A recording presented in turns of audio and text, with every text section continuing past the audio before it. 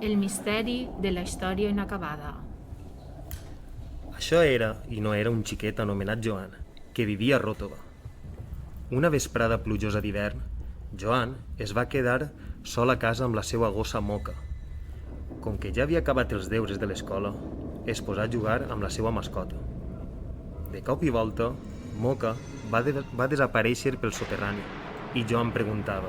On t'has clavat, Moca? Per on pares? La sentia lladrar contínuament, però era incapaç de saber d'on provenia el seu lladruc. Després de buscar-la per tot, se n'adonà d'un amagatall situat darrere d'unes antigues caixes. Què és això? Va pensar Joan. Què hi haurà allà darrere?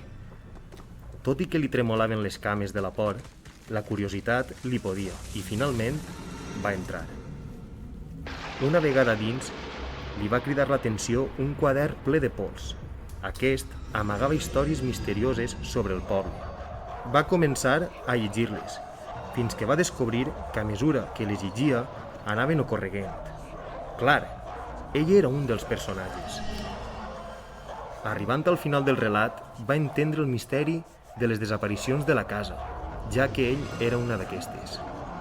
A partir de l'últim capítol del llibre, ningú va saber res més d'ell.